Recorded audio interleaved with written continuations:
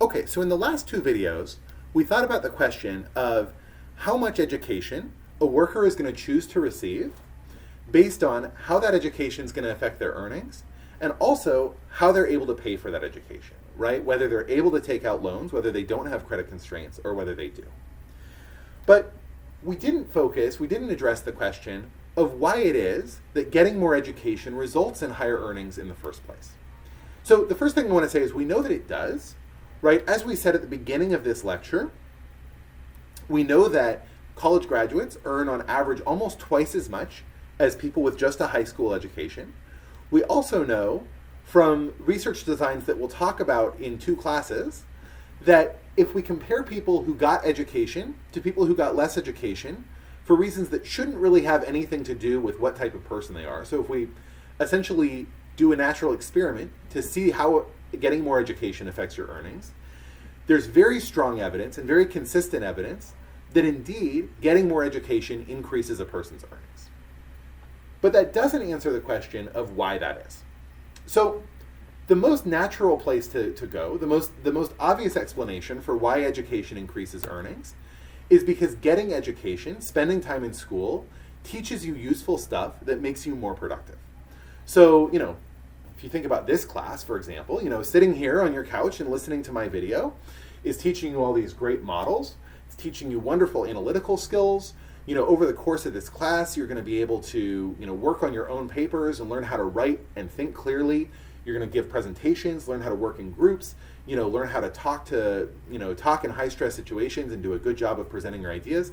All of this is going to make you just an incredibly valuable and productive employee when you go out into the workforce, right? And every day you'll think, Professor Harris, you changed my life. And if that's true of this class, right, imagine how useful the classes are that actually teach you real skills, things like accounting or computer science or things like this, right? So this is one story that your ability to be useful at work increases as a result of the fact that you spend more time in school and invest more in human capital. But that's not the only story that would potentially give us positive returns to human capital. In other words, that's not the only story in which spending more time in school is going to increase your earnings.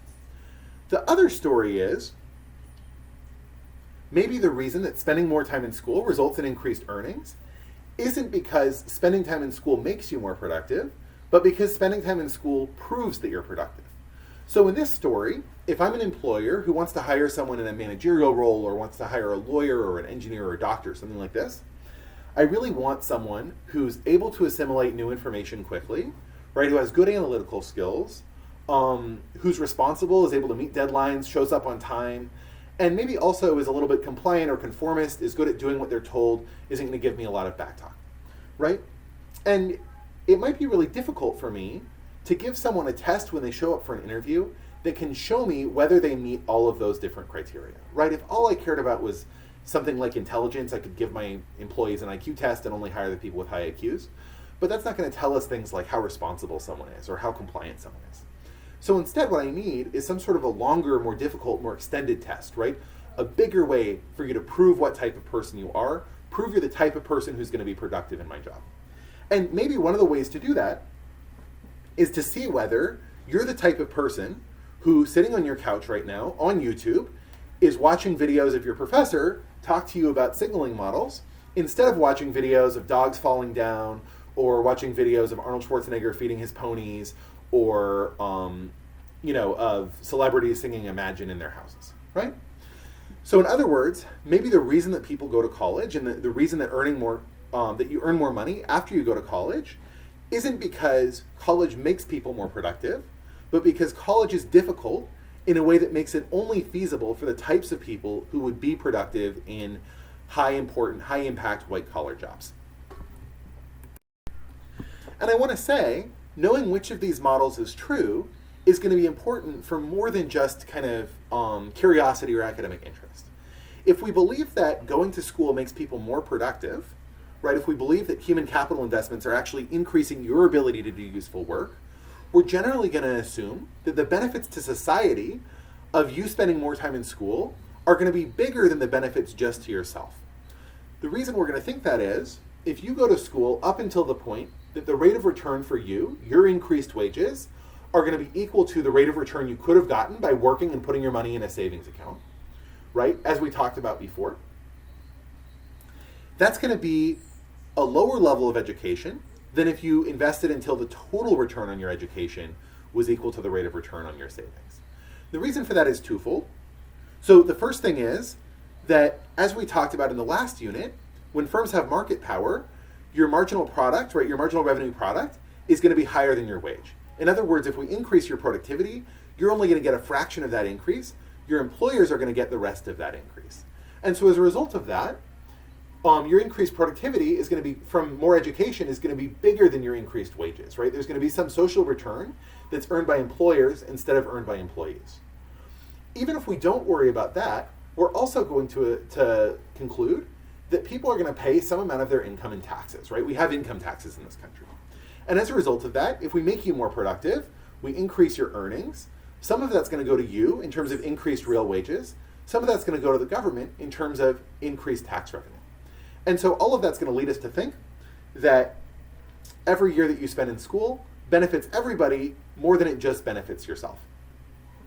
In contrast, that might not be true.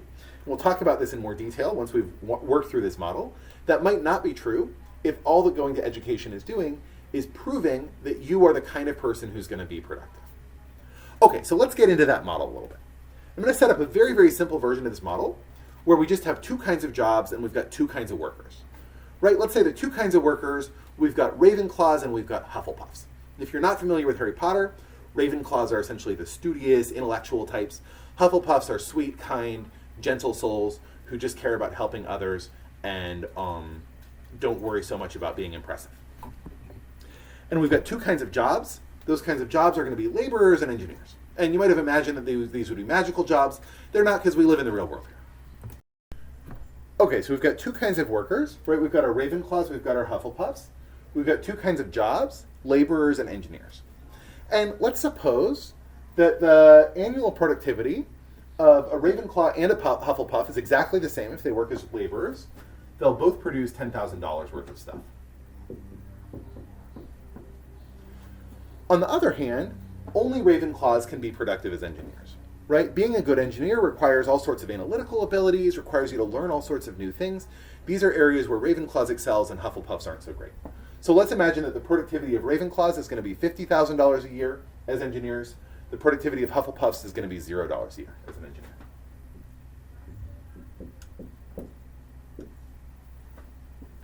Okay.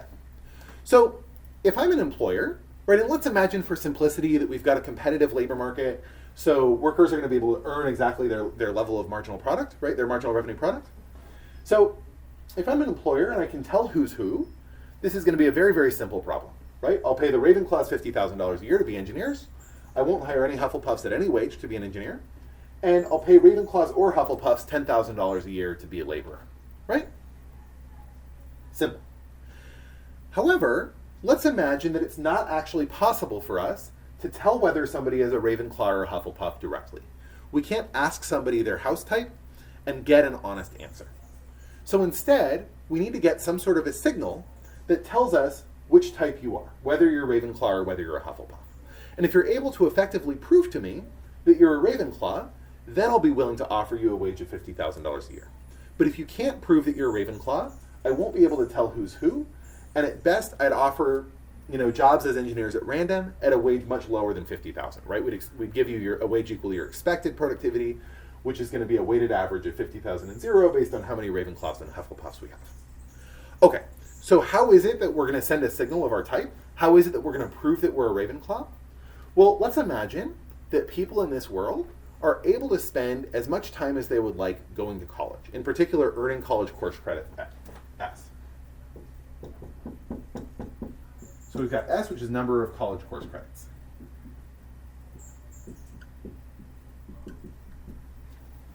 And because of the fact that Ravenclaws are different from Hufflepuffs, we're going to say that the cost of getting a college course credit, the psychic damage done by getting a college course credit, is going to be lower for a Ravenclaw than for a Hufflepuff. So a Ravenclaw is going to be willing to get an additional course credit if that increases their wages by $1,000. A Hufflepuff is only willing to get an additional course credit if it raises their wages by $5,000. So we'll say that the cost to a Ravenclaw of getting an additional course credit is $1,000. The cost to a Hufflepuff CH is going to be $5,000. So what this suggests is a solution to this problem where firms are going to make a rule, are going to give a qualifying criteria for engineering jobs, that to be an engineer, you have to have achieved a certain level of school, which we'll call S star.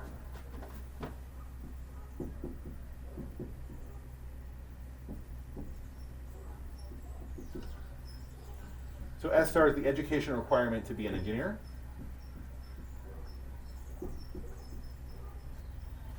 Right? And firms are going to set this at a level where only Ravenclaws are willing to become engineers, right? Once there's some S star that emerges, everyone knows if you're able to get S star units of education, S star college course credits, you'll get a job as an engineer earning $50,000.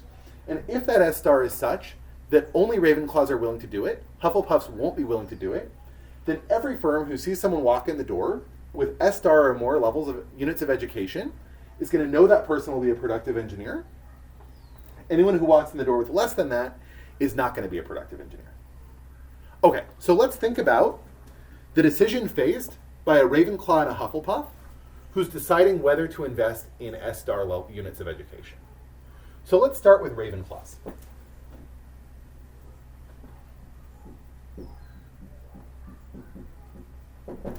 So they will get S star units of education as long as the costs of them are to doing so is less than the wage benefits they receive from doing so, right? So S equals S star if CR times S star is less than or equal to their wages as an engineer minus their wages as a laborer, right? 50,000 minus 10,000. So we know that the cost for Ravenclaw is 1,000.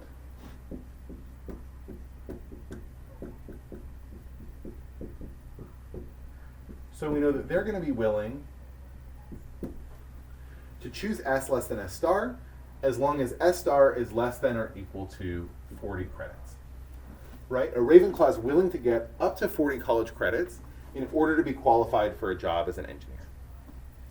In contrast, for a Hufflepuff,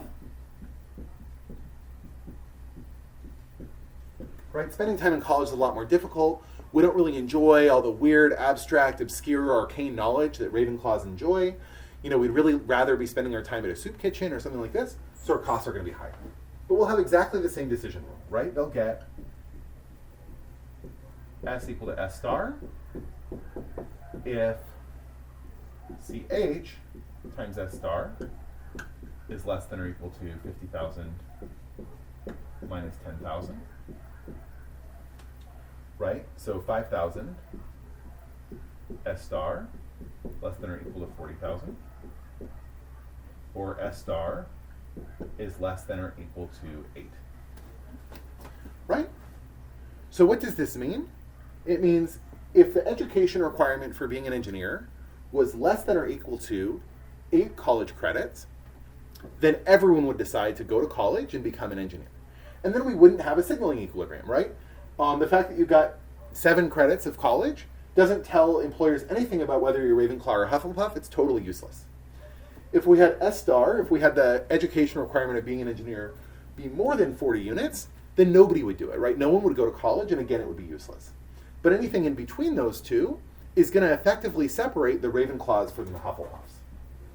So if 8 is less than S star, which is less than 40, only Ravenclaws get educated. And they'll choose an education level of exactly S star because, again, college is actually useless, right? Other than its ability to prove your type. And in this case, Hufflepuffs will choose a level of S star that is equal to 0, right? Because, again, there's no point in getting 7 credits or 6 credits if it takes 8.5 credits to become an engineer.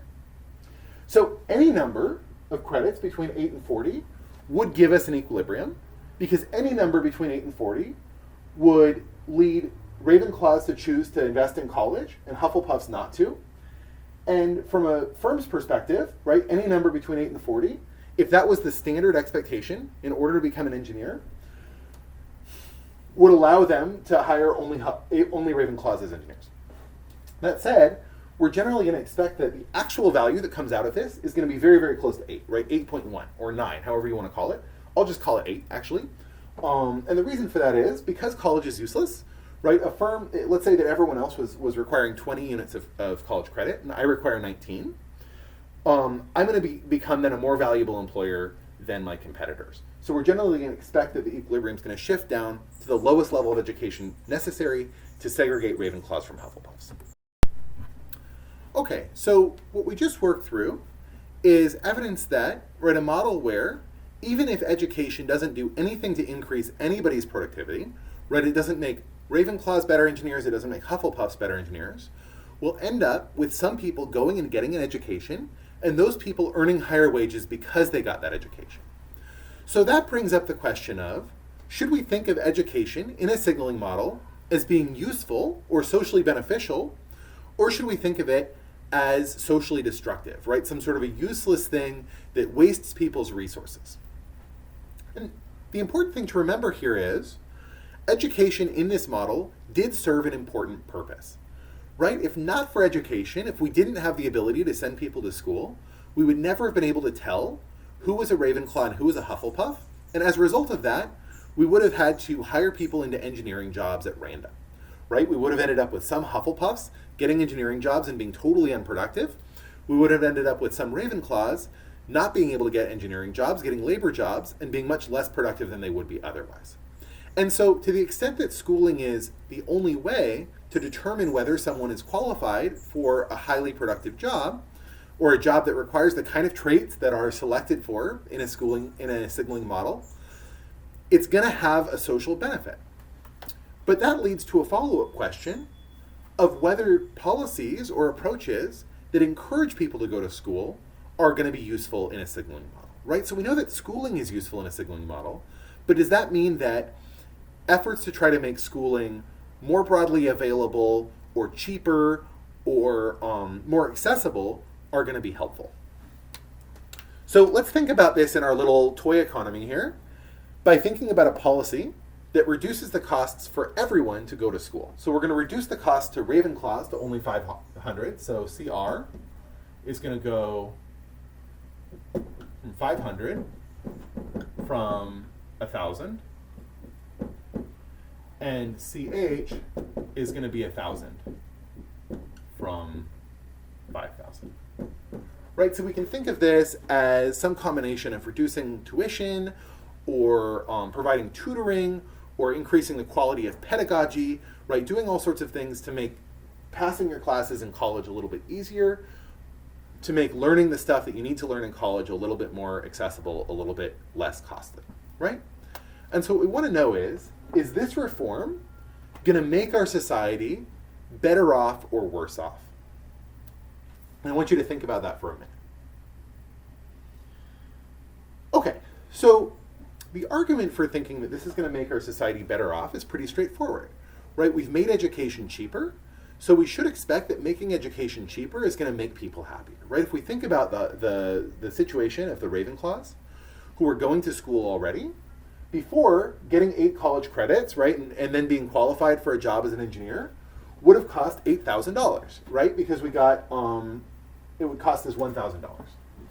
So 8 college credits.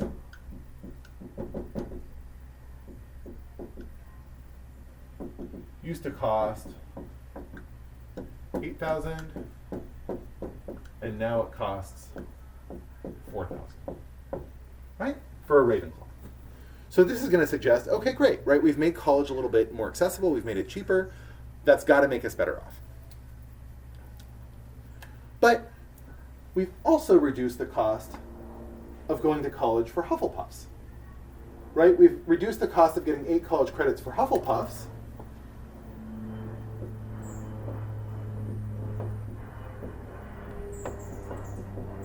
from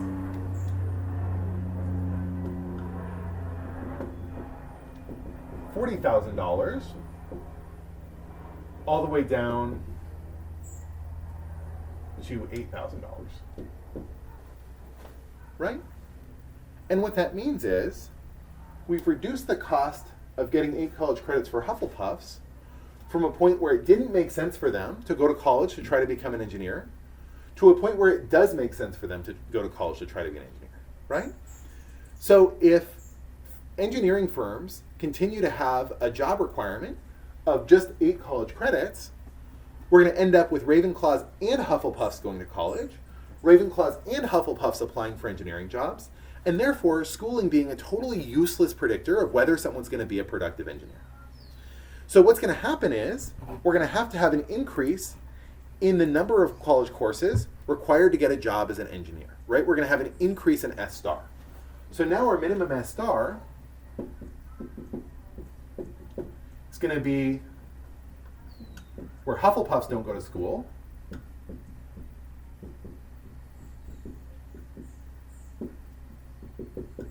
right? And that's going to be given by CH times S star less than or equal to 50,000 minus 10,000, right?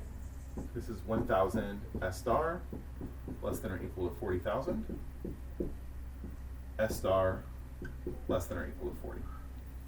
So what this means is we've gone from only needing to require 8 college credits to keep Hufflepuffs from graduating from college to needing to require 40 college credits to keep Hufflepuffs from graduating from college. So now our new S star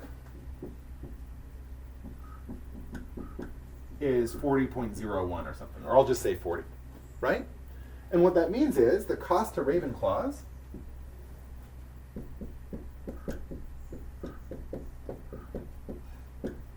went from 8 credits times 1,000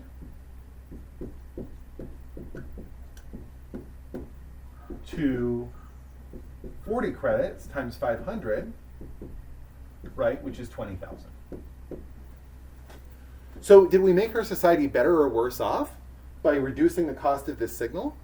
We actually made our society worse off, right? And the reason is the cost of the signal was never some fixed cost to get to 8 credits. It's a war of attrition between Hufflepuffs and Ravenclaws, and the cost is going to be whatever cost is necessary to get the Ravenclaws to drop out. So what this is going to mean is, if we believe that the value of education comes from signaling rather than from real learning, our goal in designing an education system should be to understand what the characteristics are that we're trying to select for by making people go to college, and then making college as difficult as possible for the people who don't have those characteristics, and as easy as possible for the people who do have those characteristics. So if we think that going to college is all about knowing how to show up on time and work hard and do difficult things, we should hold all of our classes at 2 or 3 in the morning, write unpredictably, change deadlines and make people scramble to finish, and generally increase the administrative and technical burden, right? Make the final exam schedule incredibly difficult to find, so only the really organized people are able to keep track of it. If we think that it's about knowing how to work independently or solve analytical problems, the last thing we should do is provide office hours or tutoring or anything else to help, right? We should make it very, very difficult for anyone who doesn't have the characteristics that we want to finish college. On the other hand, if we think that college is about promoting real learning, if we think you learn real skills, then we should make it as accessible as possible to everyone, to help every single person improve their quality of skills. So which of these two models we believe is going to be really important?